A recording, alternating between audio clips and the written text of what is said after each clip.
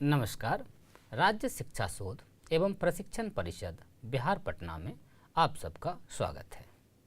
आज हम लोग वर्ग 8 की गणित की पुस्तक से एक अध्याय ज्यामितीय आकृतियों की समझ को आगे बढ़ाएंगे। हम लोगों ने पूर्व की कक्षा में बहुभुज की जानकारी ली है। कई प्रकार के चतुर्भुज अभी तक बनाए होंगे। 4 भुजा से किसी भी प्रकार की आकृति आप बना दीजिए, उत्तल वो आपका हो जाएगा चतुर्भुज। इस चतुर्भुज की यदि हम बात करें, आइए कैसा भी एक चतुर्भुज की आप रचना कर लें। ये एक चतुर्भुज बनाया है हमने। इसका नामकरण यदि हम करें ए बी सी डी, तो जरा ध्यान दीजिए। 4 रेखाखंडों से घिरी सरल बंद आकृति चतुर्भुज कहलाती है। नाम है इसका चतुर्भुज, क्वाड्रिलेटरल।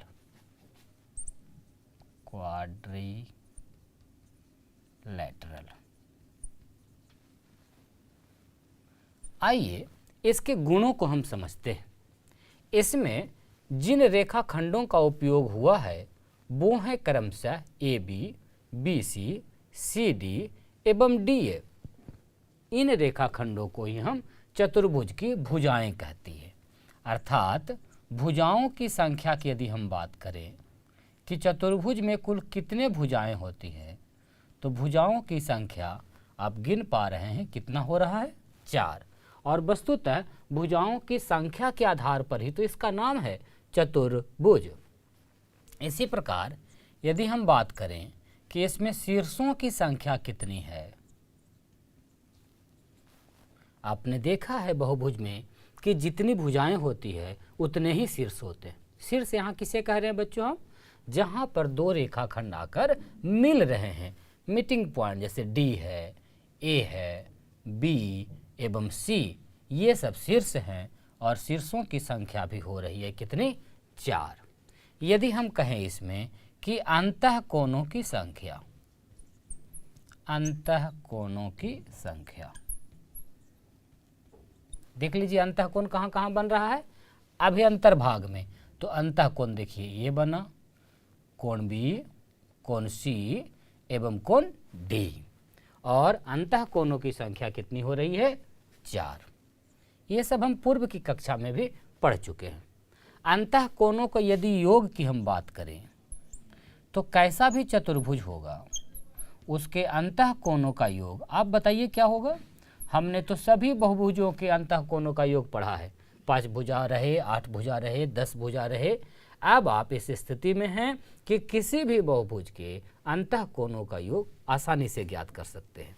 और ये देख लीजिए चतुर्भुज के लिए कितना हो रहा था, बिल्कुल ठीक, 4 समकोण अर्थात 360 डिग्री। इसी प्रकार यदि हम बात करें बाह्य कोणों की, तो बाह्य कोणों का योग क्या होगा बच्चों,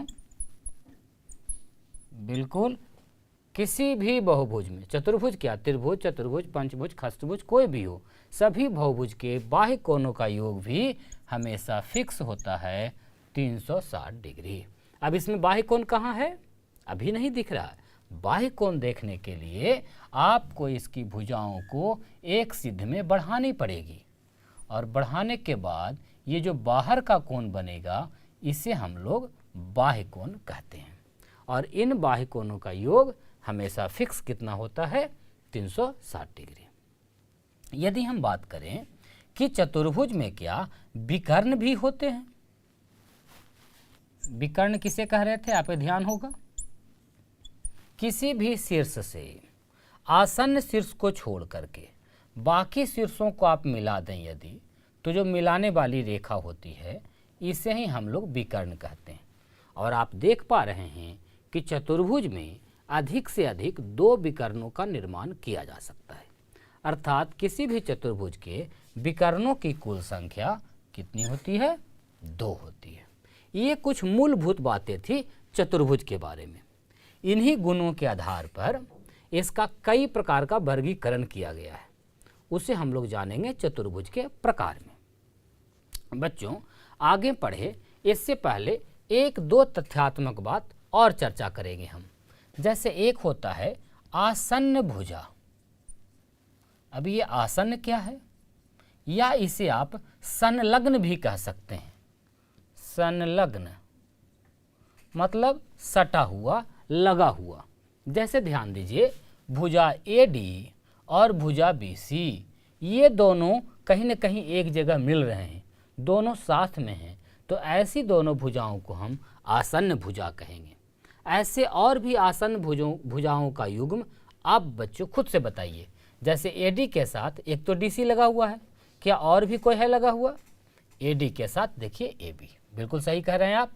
अर्थात AB और AD भी आपस में आसन्न भुजाएं होंगी। उसी प्रकार AB के साथ आसन्न कौन हो जाएगा? BC एवं AD। BC के साथ आसन्न कौन होगा? CD एवं AB। इस प्रकार दो भुजा जो एक दूसरे से सटे हुए हैं, उन दोनों को हम आपस में आसन्न भुजा या संलग्न भुजा कहते हैं। एडजेसेंट साइड, एक साथ जो लगा हुआ है। इसके अलावे एक होता है सम्मुख भुजा। इन सब टर्मों का नाम बार बार उपयोग में आएगा। सम्मुख किसे कहेंगे? आमने सामने को, जो संलग्न नहीं हो, जो सटा हुआ नहीं हो। चतुर्भुज के प्रकार में हम बात करेंगे सबसे पहले समलंब चतुर्भुज की। समलंब चतुर्भुज।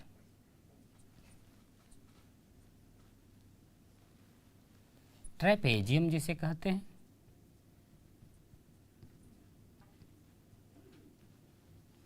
आइए बात करते हैं। एक ऐसा चतुर्भुज जिसके एक जोड़ी सम्मुख भुजा समानांतर हो। अब यहाँ दो तीन शब्द आया, एक तो सम्मुख भुजा और एक समानांतर। तो सम्मुख की चर्चा भी हम लोग कर रहे थे, आमने सामने की भुजा होना चाहिए। और समांतर शब्द आप पहले से जानते हैं, ऐसी दो सरल रेखाएं जो आगे पीछे बढ़ाने पर आपस में कहीं न मिले या जिनके बीच की आपस की दूरी हमेशा एक समान हो, उसे समांतर भुजा कहते हैं। तो समलंब चतुर्भुज, आइए हम चित्र बना रहे हैं। ऐसा चतुर्भुज को कह रहे हैं जिसकी एक जोड़ी भुजा समानांतर हो। ऐसे चतुर्भुज को हम समलंब चतुर्भुज कहते हैं। यहाँ देखिए, यदि इसका नामकरण करें A, B, C और D, ये एक ऐसा चतुर्भुज है जिसकी भुजा AB और DC आपस में समानांतर है। समलंब चतुर्भुज के बारे में खास क्या बात है? एक सम्मुख भुजा का युग्म, सम्मुख भुजा का युग्म समांतर हो और दूसरा समांतर ना हो, तो उस स्थिति में उसे हम समलंब चतुर्भुज कहेंगे। यहाँ देखिए, भुजा AB समांतर है भुजा CD का, लेकिन भुजा जो AD है वह समांतर नहीं है भुजा BC का। तो एक ऐसा चतुर्भुज जिसकी एक जोड़ी भुजा तो समांतर हो, लेकिन शेष एक जोड़ी भुजा समांतर न हो, तो ऐसे को हम लोग समलंब चतुर्भुज अर्थात ट्रेपेजियम कहते हैं।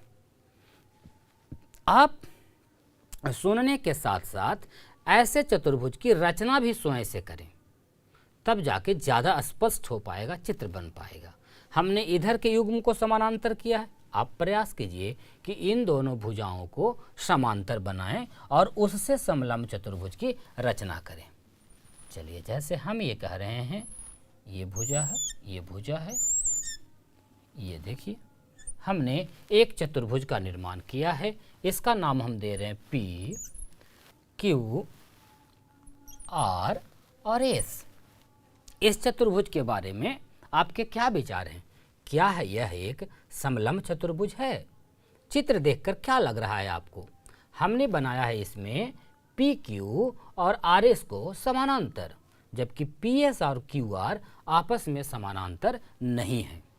तो ऐसा चतुर्भुज जिसकी एक जोड़ी भुजा समानांतर हो, उसे हम लोग ट्रेपेजियम कहते हैं, समलंब चतुर्भुज कहते हैं। इस चतुर्भुज में हमने बनाया है पी क्यू समानांतर एस आर, जबकि क्यू आर और पी एस आपस में समानांतर नहीं है। दो खड़ी लाइन यदि हम दे दें तो उससे समांतर का चिन्ह या संकेत कहा जाता है। आशा है आप समलंब चतुर्भुज को पहचान पाएंगे।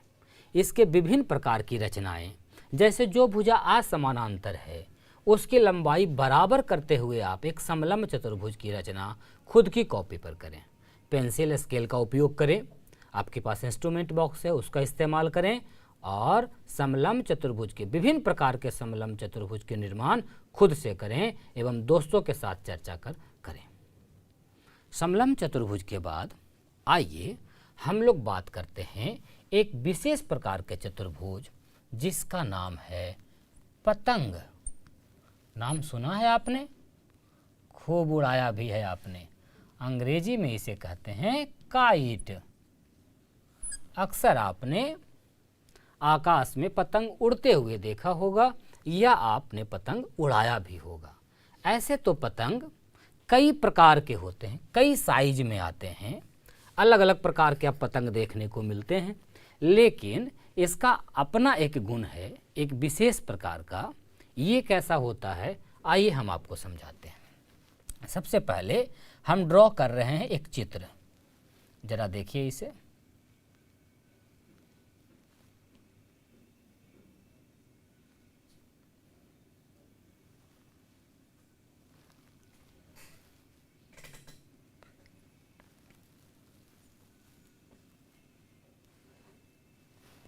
क्या ऐसी रचना आपने देखी है?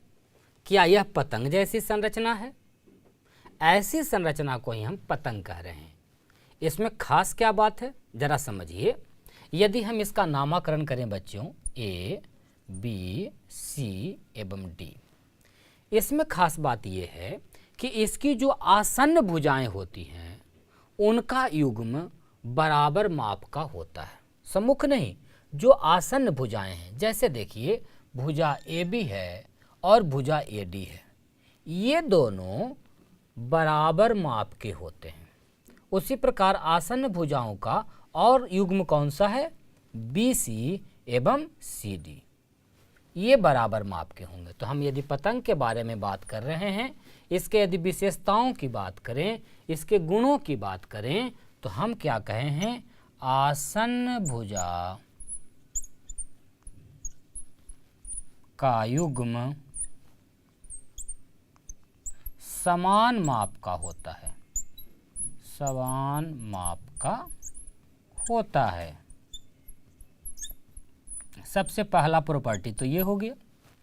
इसके बाद इसका दूसरा गुण है बच्चों, इसके जो विकर्ण हैं सम कोण पर 90 डिग्री का कोण बनाते हैं। इसके जो विकर्ण हैं, अगले गुण में आप कह सकते हैं कि विकर्ण समकोण बनाता है।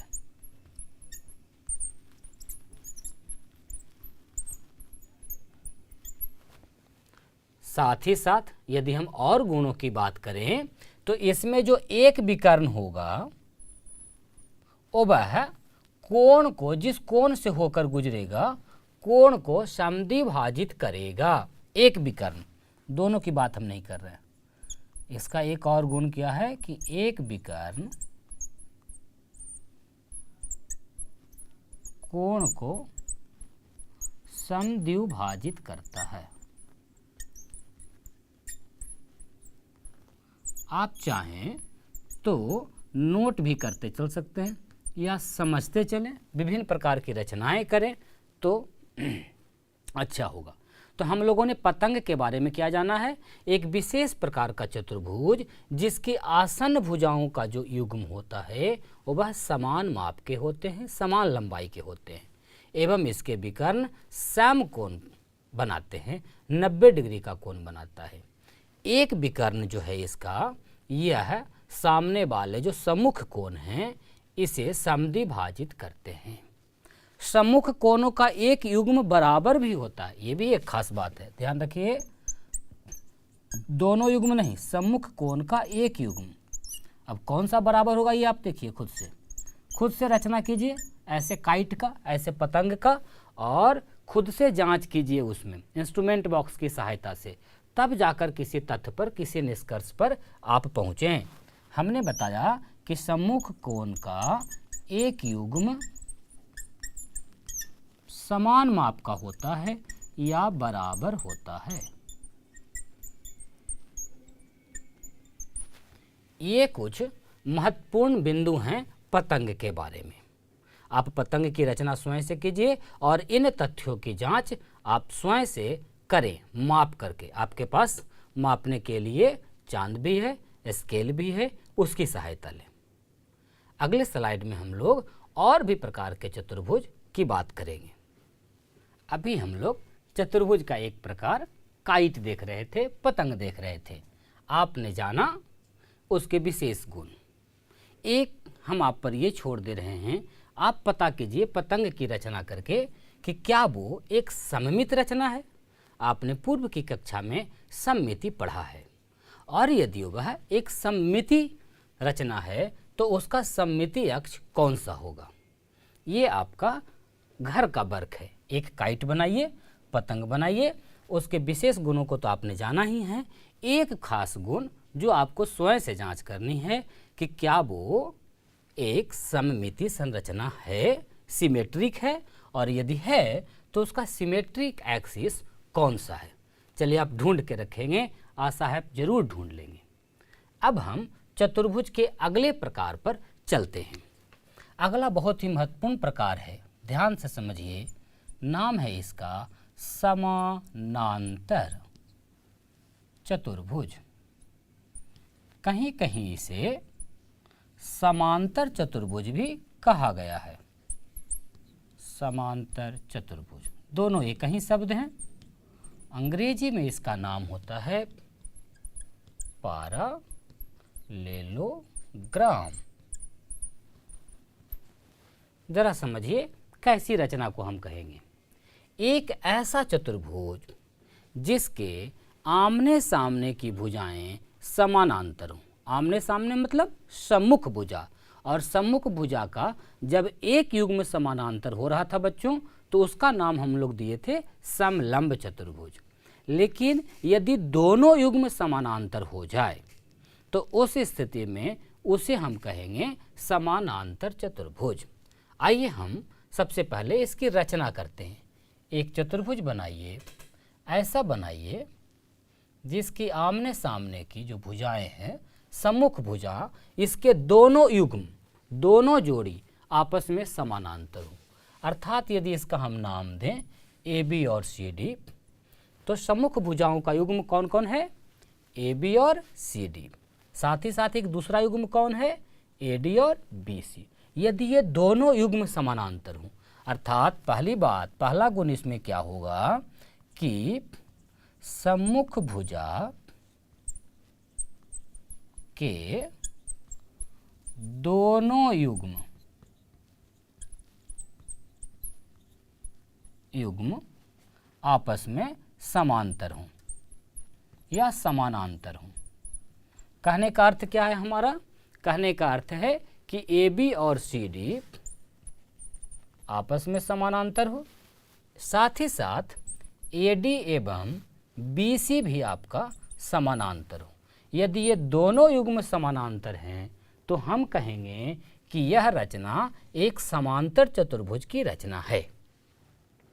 आइए अब इसके और भी गुणों की हम बात करें। जब दोनों ओर की भुजा समानांतर है बच्चों, तो निश्चित रूप से इसके आमने सामने की भुजा बराबर भी होगी। जब समानांतर चतुर्भुज है, भुजा दोनों ओर का समानांतर है, तो निश्चित रूप से आमने सामने की भुजा बराबर होगी। यदि इसके हम गुणों की बात करें तो पहला गुण ये हो गया कि सम्मुख भुजाएं आपस में बराबर होती हैं। अगली बात की ओर आइए, दूसरी बात की ओर ध्यान दीजिए। इसके जो विकर्ण होंगे, इसके विकर्ण दो होंगे, बी डी और ए सी। खास बात यह है कि इसके विकर्ण एक दूसरे को समद्विभाजित करते हैं, अर्थात यदि इसका प्रतिच्छेद बिंदु O है तो AO और OC आपस में बराबर होगा, OD और OB आपस में बराबर होंगे। हम कह सकते हैं कि विकर्ण समद्विभाजित करते हैं। किसके विकर्ण? समांतर चतुर्भुज के। ध्यान रखें, विकर्ण समद्विभाजित करते हैं। इसका क्या अर्थ है? इसका अर्थ है कि दो बराबर भागों में बांटते हैं, अर्थात AO बराबर OC एवं DO बराबर OB। इसके बाद ध्यान दीजिए बच्चों, हम लोग अगले गुण की ओर यदि चलें तो समांतर चतुर्भुज में देखिए, चूंकि समानांतर है और समानांतर का गुण आपने पढ़ा है कि दो समानांतर रेखा को जब एक रेखा त्रियक काटती है तो एक ही ओर के जो अंतःकोण होते हैं उसका योग 180 डिग्री होता है।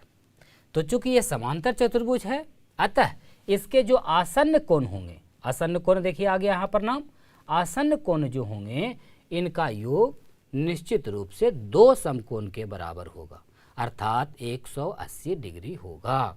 तो आप ऐसा भी कह सकते हैं कि समांतर चतुर्भुज, आप चाहें तो नोट करते चल सकते हैं, के आसन्न कोणों का योग,